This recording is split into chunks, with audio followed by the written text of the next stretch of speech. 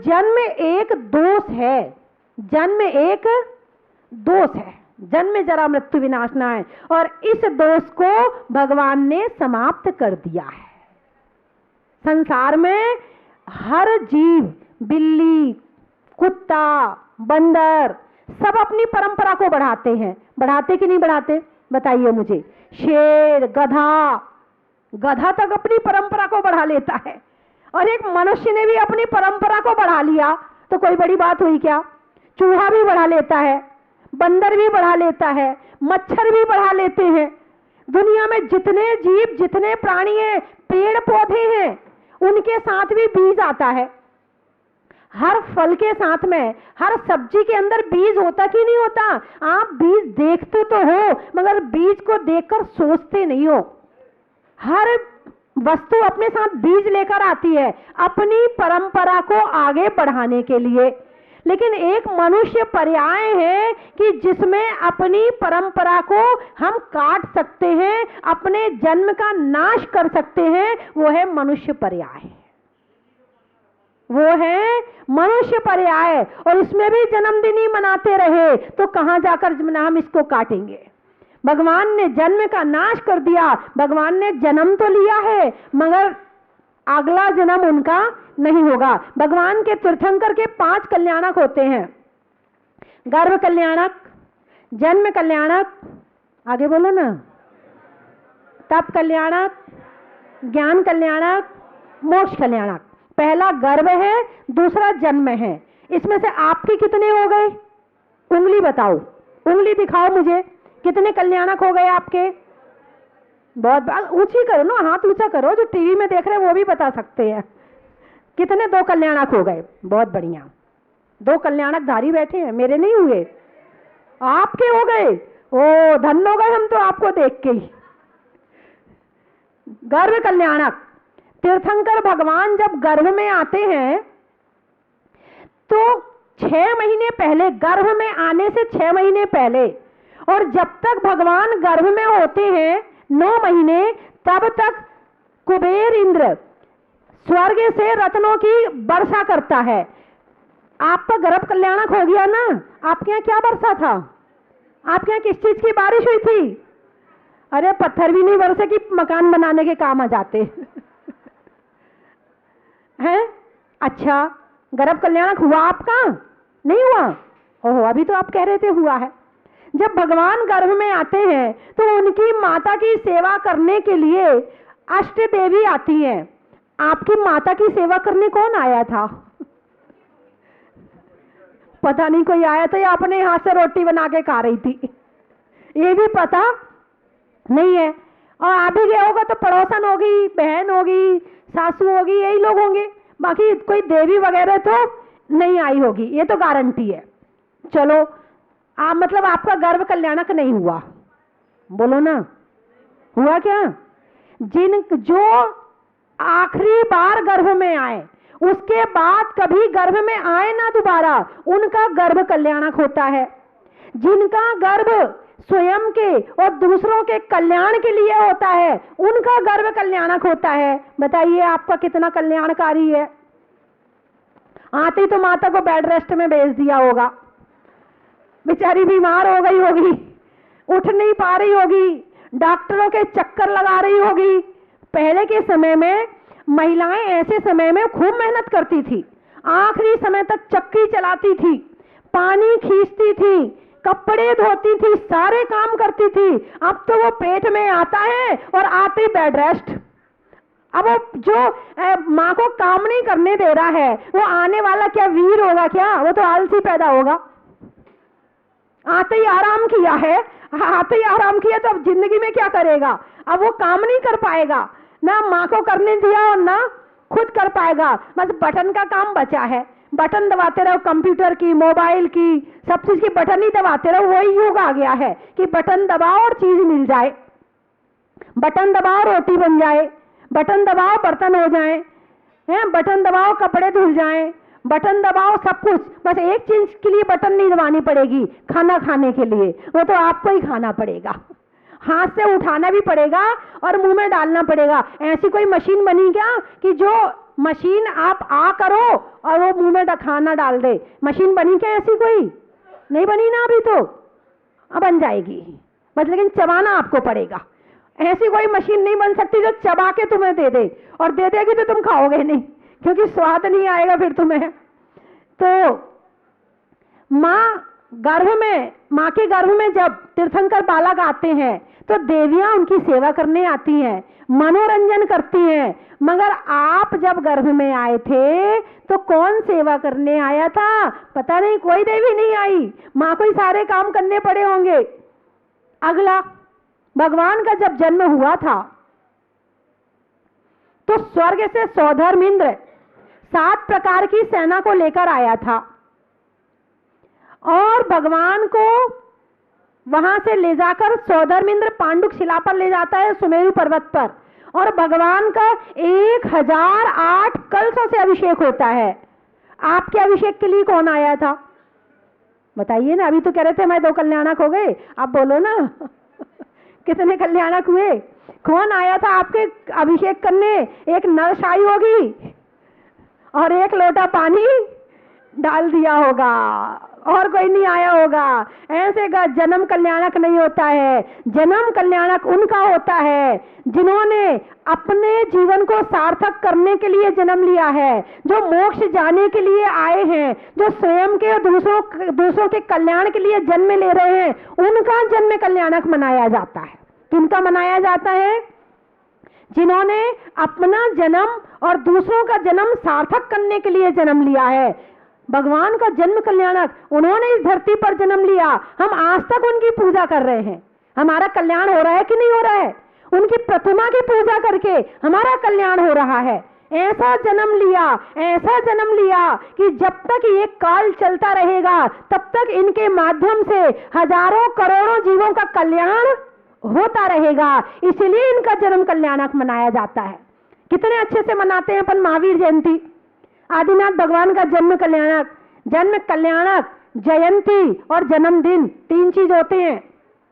जन्म कल्याणक तीर्थंकरों का, और जो इस जन्म पर विजय प्राप्त करने निकल गए हैं उनकी जन्म जयंती, और जिन्होंने इस संसार में अभी रहना है, कुछ समय और रहना है, उनका जन्मदिन। बताइए आपकी क्या मनाई जाएगी? कुछ भी मना लो, रहना यही है। अब ये बताओ, हम मनुष्य हैं तो हम तो मना लेते हैं अपने जन्म का। जब त्रियंच गति में गए थे, कुत्ते ने भी जन्म लिया, बंदर ने भी जन्म लिया, गधे ने भी। किसका जन्मदिन मनाया जाता है? संसार में भ्रमण करने वालों का जन्मदिन नहीं मनाया जाता है। जो जन्म पर विजय प्राप्त करना चाहता है उसका जन्मदिन मनाया जाता है। सबसे पहले तो प्रयास करो कि हम जो पूजा कर रहे हैं इस पूजा में भाव स्थिर हो जाए। जिस समय ये कहते हैं जन्म जरा मृत्यु विनाशनाय जन्म निर्पामति स्वाहा, उसी समय इतना भाव पैदा हो जाए, हे भगवान कब तक ये हम जन्म लेते रहेंगे? कब तक ये मरण को प्राप्त करते रहेंगे? भगवान कब तक? आपने अपने जन्म का नाश कर लिया, एक ऐसी शक्ति दो कि हमारा भी अंतिम जन्म हो, हम भी दोबारा जन्म ना लें। कितने बार गर्भ में आएंगे? आप क्या समझते हो? ये जन्मदिन बड़ी अच्छी तरह से होता। जब तुम आए जगत में जगत हंसा तुम रोए। क्या कहा? जब तुम आए जगत में जगत हंसा तुम रोए, ऐसी करनी कर चलो तुम हासो जब रोए। ऐसी करनी कर चलो कि तुम हासो जग रोए। अब जब तुमने जन्म लिया तुम रो रहे थे और घर में थाली बजा रहे थे, घर में खुशियां मना रहे थे, घर में लड्डू बांट रहे थे और तुम आंसू बहा रहे थे। कैसी परंपरा है ये? बताइए कैसी परंपरा है कि रोने वाले की खुशियां मनाई जा रही हैं। आप तो सोचते हो कि हमारी जनसंख्या बढ़ाने वाला एक और आ गया, इसलिए आप अपनी खुशी मनाते हो। इसलिए मना रहे ना कि हमारी जनसंख्या में वृद्धि करने वाला एक और आ गया, लेकिन बेचारा वो रो रहा है, हे भगवान कब तक जन्म लेते रहेंगे? इस संसार में हमने जन्म और मरण के अलावा किया क्या है? एक और कारण बता दूं कि जन्म के समय रोते क्यों हैं। जन्म के समय में इतनी वेदना होती है, इतनी वेदना होती है कि हर बच्चा रोता हुआ पैदा होता है। आज तक कोई बच्चा हंसता हुआ पैदा नहीं हुआ, क्योंकि वो पीड़ा सहन कर रहा है, वो कष्ट सहन कर रहा है। इसी कारण हर बच्चा रोता हुआ पैदा होता है। और आप भी ऐसे पैदा हुए थे, किसी और की बात नहीं कर रही हूं। जितने यहां बैठे हैं सबकी बात एक ही है, सबकी कहानी एक सी है। तो वो समय भूल गए हम, हमें जो पीड़ा हुई थी आज हम उस पीड़ा को भूल गए। इस पीड़ा को हमारे भगवान हमारी जिनवाणी के माध्यम से याद दिलाते हैं।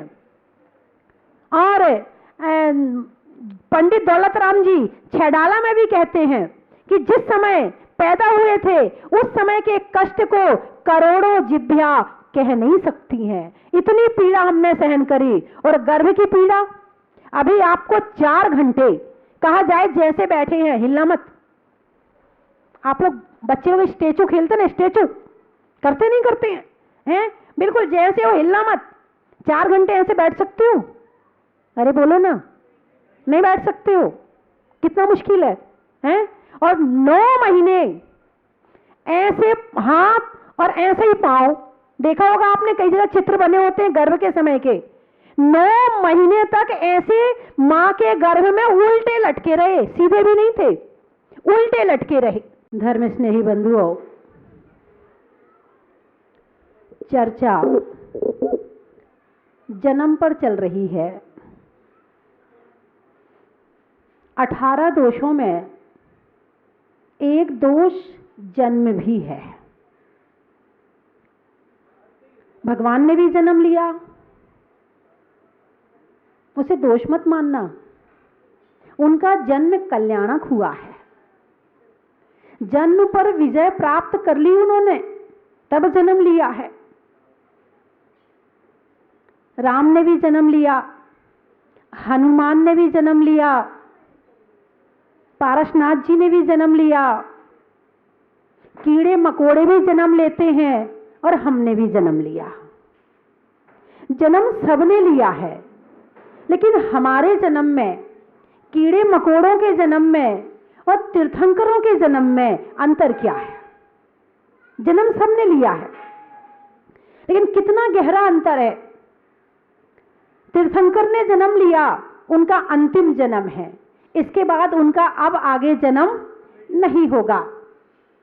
हमने जन्म लिया है, अभी थोड़ा थोड़ा पुरुषार्थ चल रहा है, थोड़ा थोड़ा।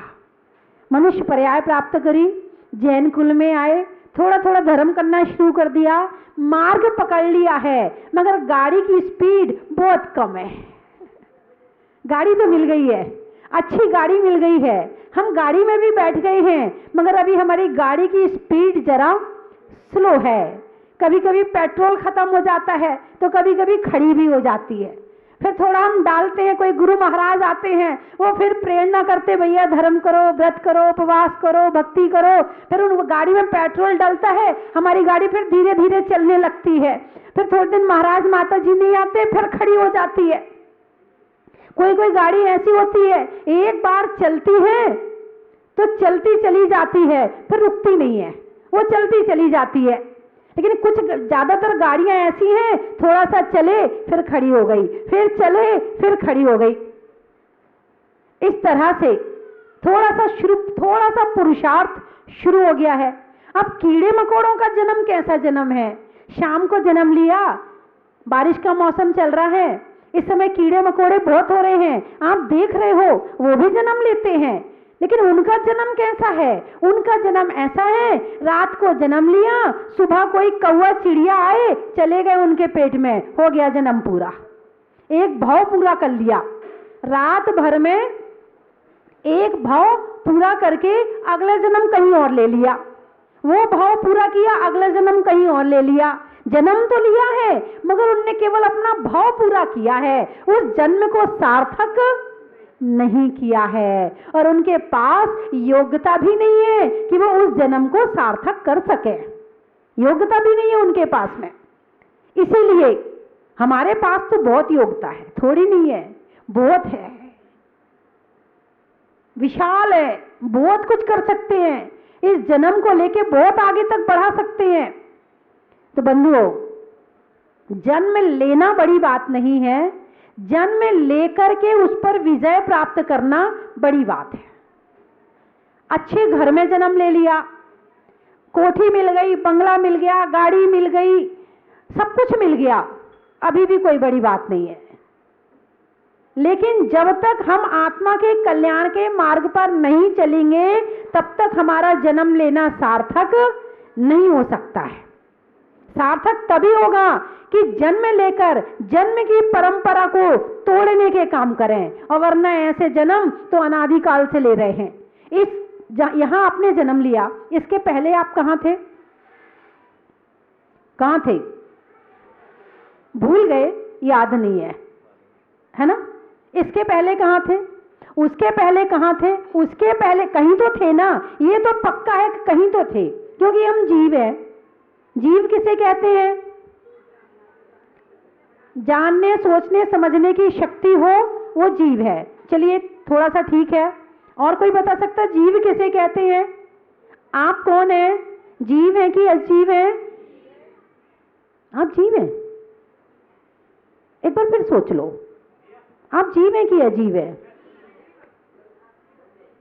चलो एमपी वाले बैठे हैं, यानी पक्का पता होगा, हैं? जबलपुर वाले बैठे हैं, केसली वाले बैठे हैं, इंदौर वाले बैठे हैं, नागपुर वाले बैठे हैं, जामनेर वाले बैठे हैं। हाँ, तो आप बड़े समझदार लोग बैठे मेरे सामने, और भी काफी जगह के बैठे हैं। जीव, मैं बताती हूँ, ये परिभाषा सही है। जो सोचता है, समझता है, ये सोचने समझने की शक्ति जीव के अलावा किसी के पास नहीं है, सही है। लेकिन एक और बड़ी बात है, जो जीता था, जीता है और जिएगा, उसे कहते हैं जीव। किसे कहते हैं? जो जीता था। इस जन्म के पहले हम कहीं और थे, हम वहां भी जी रहे थे, चाहे कीड़े मकोड़ों की पर्याय में, चाहे घोड़े बंदर की पर्याय में हो, चाहे मनुष्य की पर्याय में, चाहे देव की पर्याय में, हम वहां भी जी रहे थे। हम यहाँ हैं तो यहां भी जी रहे हैं, और आगे कहीं जाएंगे तो वहां भी जिएंगे। इसे कहते हैं जीव। यह है जीव की परिभाषा।